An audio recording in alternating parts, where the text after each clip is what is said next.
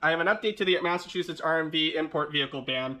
They have released the same training document that they released before, except with a minor little change at the bottom that our registry will be notifying existing owners of these vehicles. It doesn't say what they're going to do, but it just says they will find you and notify you. For those of you that are just finding out and tuning in now, or you aren't in the Facebook group because you don't have Facebook, there is a MassDOT Board of Directors meeting. It is happening this Wednesday, July 17th, 2024. It's at noon, 12 p.m. It's at 10 Park Plaza. It's in the MassDOT boardroom. It's in Boston, Mass. So if you're able to go to attend this meeting, anyone could show up. You could just show up and sign in and do whatever. You could also speak there if you would like to. Otherwise, you could just sit there and listen. I encourage people to go attend. It's kind of like the more people that we have, the better support that we could show that we have, that we are against this vehicle ban that they're trying to do or have been banned. Yeah. There's too much to think about with all this wording. So yeah. So that's what they're doing. For those of you that still want to help and cannot physically attend just because it's a Wednesday in the middle of the day where people have work, people have jobs to go to and stuff. They don't have time to go to these things to argue arbitrary things that they have done. There are 3 options to participate. You can either do it in person. You sign up to speak when you arrive at the boardroom. And please be respectful. I don't know how much time they actually allot you. I'm assuming it's going to be a short period of time because there may be a lot of things to cover and whatnot. So let's assume 2 minutes. That's what they're doing for the voice messages. I'll get to that afterwards. Option 2, you can email in your comments. I'll have the email in the description below and on screen right now. And option 3, you can call in and leave a voicemail. There's a phone number, 857-368-1655. You can have 2 minutes of whatever you say in the message played during the live stream. Anybody can also watch this on a live stream. I'll also post the link in the description below for that, and that way you can watch and see what actually turns of this. I don't know what I'm going to expect from this myself. Probably nothing. Yeah, I know that sounds pretty hopeless, but we're just here making noise right now, trying to make the best of this, and hopefully that all this squeaky wheeling will get us our oil and just get them to go away. That's our hope right now. And as we all know, the government just does whatever they want on us anyways. And what are we going to do about it? Just whine to each other on the internet. So this is the new updated training document the RMV has released for themselves. It looked like when I skimmed over it, it looked almost exactly the same. But there's a spot right here that the RMV says that they will find and notify existing owners. It doesn't say what action they're going to take. It just says they're going to notify them. What does that actually mean? I don't know. Correlating that statement with the statement above here that says that these vehicles are not fit for use on the roads. Does that mean they're going to cancel and revoke you? I don't know. Those were verbal things that were told to me before, but there's still no written one of that. What does this actually mean? I can't really explain. I mean, you can use your own imagination on what the state can or cannot do. You can also think about what other states have done, such as Georgia and Maine, even Rhode Island, where they've banned all these. Different places like Pennsylvania, they grandfathered the existing ones. You can't transfer them, but if you already have them, you have them. If they do revoke your stuff, what does that actually mean? Do you get your sales tax refunded? I would push for the sales tax refund. You would definitely get your excise tax refunds because it's not a vehicle. And they're taking it back, so they say. And then what else? The important part is not so much the money stuff. Well, I guess that is, but the most important part is getting your prior registration documents back. So if you bought your vehicle out of state, let's say you had a North Carolina title or something, right? So you would want that document back because that's what your proof of ownership is of this vehicle.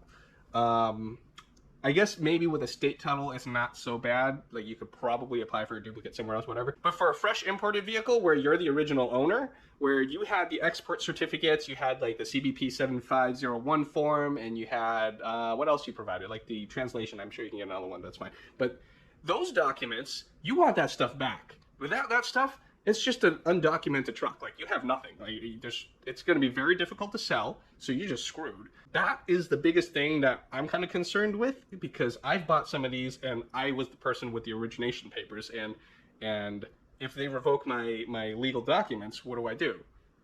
Can I, like, where do all those documents go? It doesn't make any sense. Like the existing, like new people that just register them, the titling department probably still has the physical copies. I bought that truck 2-3 years ago. How long does the RMV actually keep all these papers? Do they just shred them, throw them away? What happens to that stuff? If they can't produce that, I'm just screwed. What are our options? I mean, people keep talking about Montana. Yes, there's Montana. You pay to have a holding LLC created, and then from there you would register vehicles under that LLC. So it's your LLC's vehicle, and it's a business vehicle from Montana that you are operating here. Legally speaking, there's nothing Massachusetts can do about that. I mean, they have that 30-day rule where if you're a resident and you move here, you're supposed to like transfer all your registrations to the state. But in this case, it's not titled to like me, my name, Ray.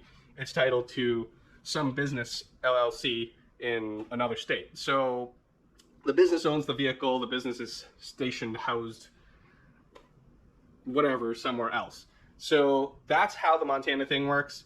I mean, people keep saying this. It's kind of expensive for one car because the initial setup and whatever. It's even more expensive for someone like me with so many cars. So I have 8 on the way. I have 2 right here where you can see. So right off the bat, there's 10. I have a couple more outside. There are many options for Montana. The cheapest one I have found is about $1,000 to set up. That includes your first vehicle, and then $600 per subsequent vehicle.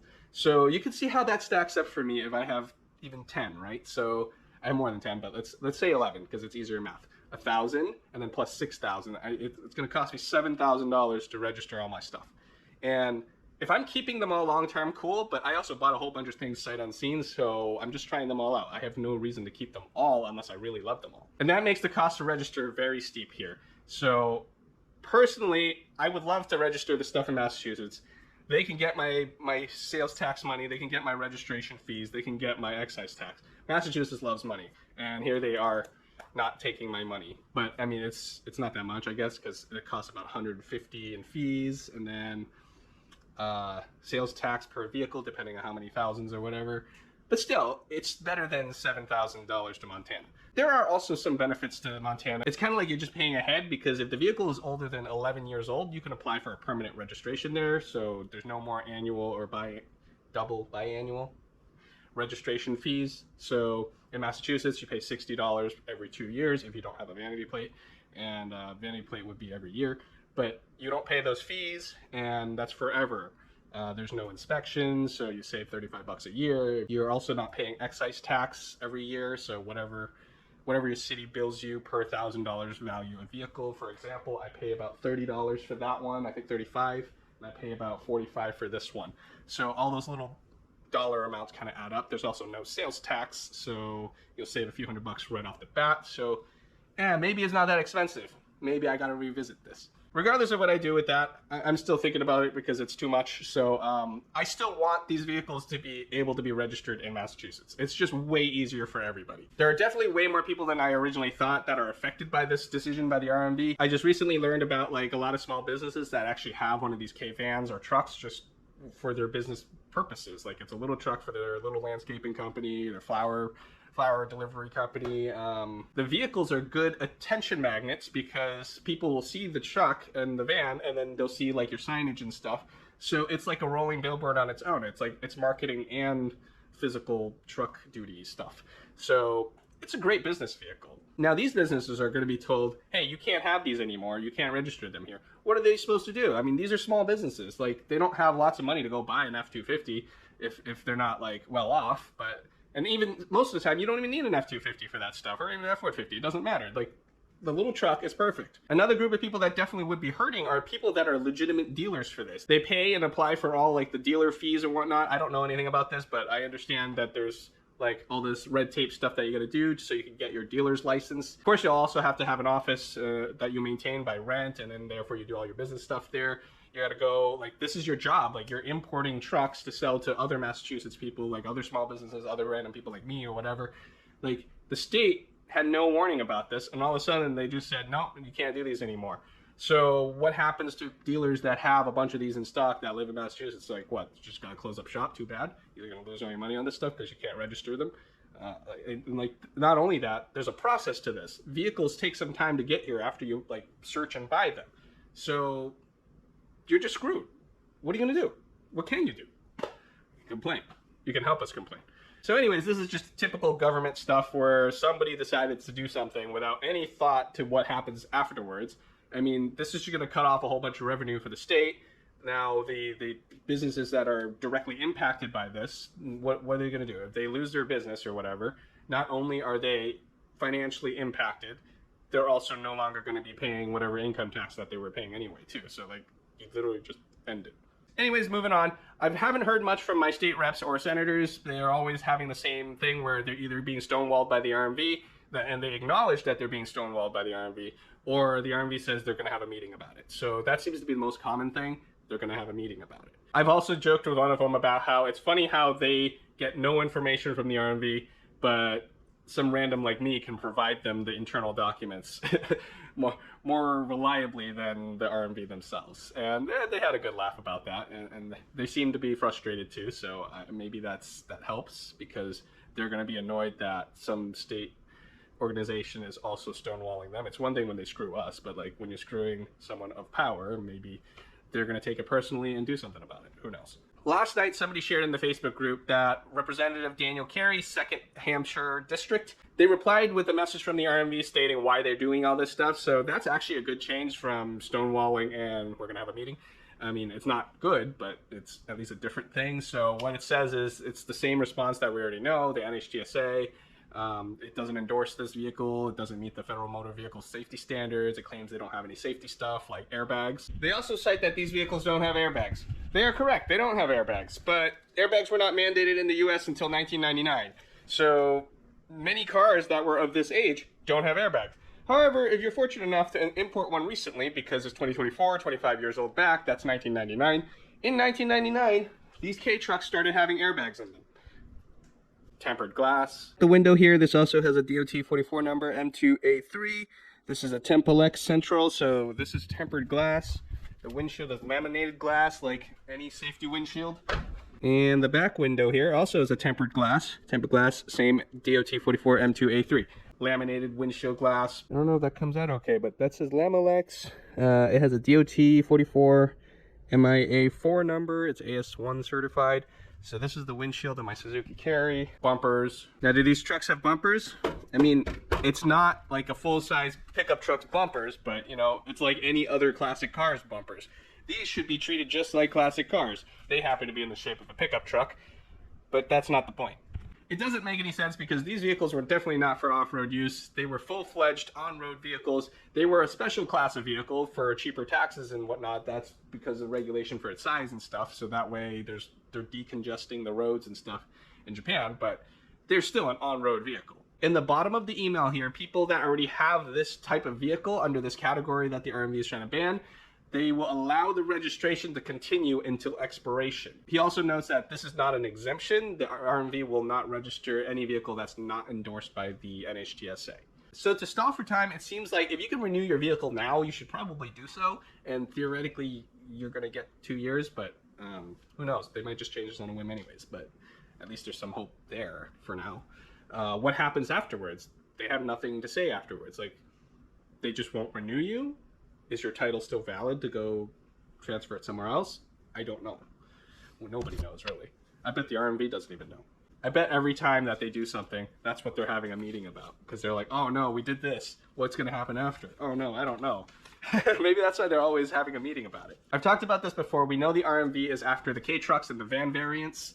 Why? Probably John Deere, Polaris, all those fancy luxury golf cart makers. Those vehicles are allowed on the road. You can even get a low-speed plate for a golf cart in Massachusetts, it seems like. But for some reason, you can't even plate one of those. And it doesn't make any sense. So why are they lobbying against these trucks? Of course, they try to sell these $15,000, $25,000. I've seen some $30,000 golf cart things too. Like those are utility vehicles. They're kind of on road, and they feel threatened by these $5,000, 25-year-old imports that are superior to those vehicles because they have a larger bed. Some have AC. They all have heat. You have an enclosed cabin so you don't get wet. Like, how could you go wrong? And they feel threatened.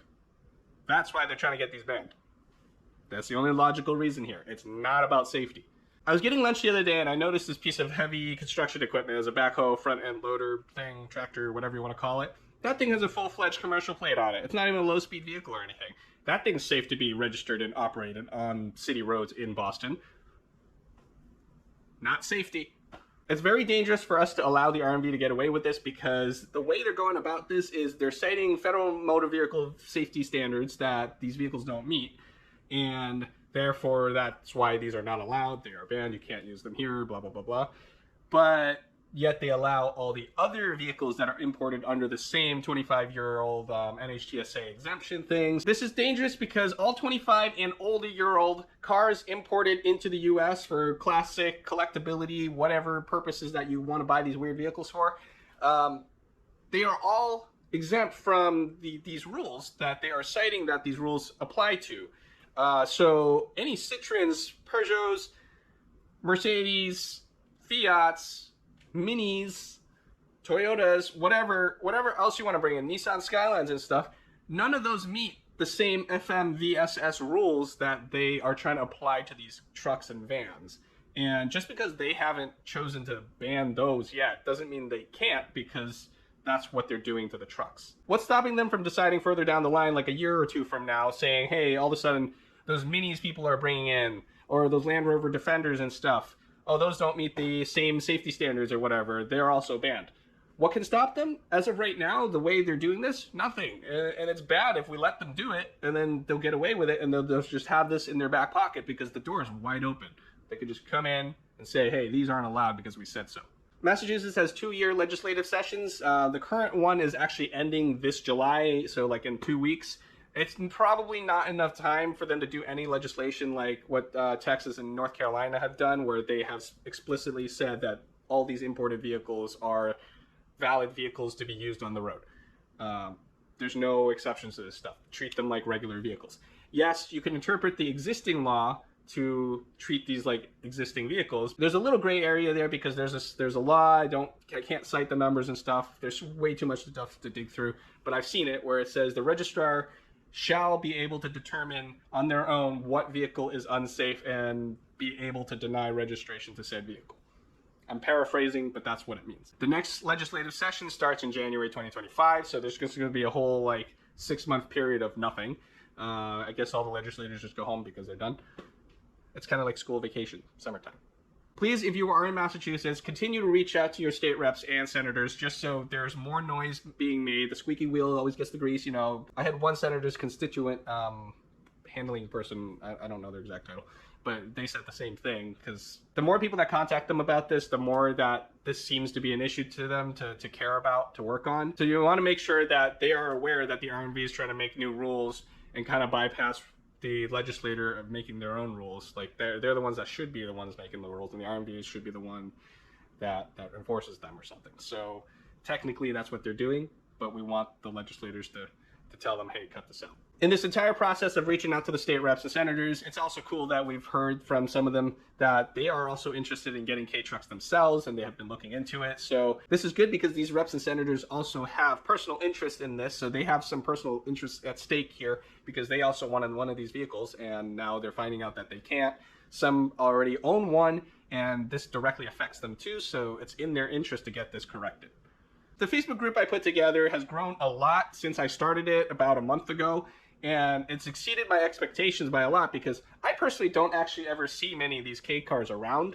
I mean, I know that they're around. I've seen a couple of more of them like more recently, but there's like 450 people in the group right now. And let's say 400 of them, 300 of them are owners or whatever. It's not that big of a number. There's more than I originally thought, so it kind of makes sense. So as long as we keep reaching out, I mean, a couple hundred people calling the State House telling them, hey, the RMV's doing me wrong or something. Hey, that stuff adds up. You gotta keep on them, keep the pressure on there. I appreciate and I'm grateful for everyone's help. After all, I am just some guy. I'm just one guy that happens to be crazy with a whole bunch of these cars, and I will help fight this however I can.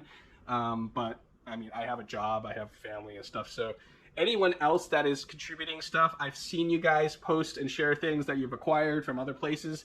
I am very happy about this. And even Mercedes, she's a writer for the Autopian, so she has dug in a lot to this too. I'm waiting to see whatever her second update of this, her original article will be like, whatever information she digs out, because she said she was working on this. So I'm just some guy. Let's get together. Together, apes are strong. You know, is that how that works? I believe that's what Caesar said once upon a time. So subscribe for more updates on this. I think this is part 5. I'll see you guys next time. Let me know in the comments below if you have any ideas or suggestions and stuff. Yeah, you guys keep saying Montana, but I already explained that. It's not cheap. At least not cheap up front. And hey, it is what it is, right? If I gotta do it, I gotta do it.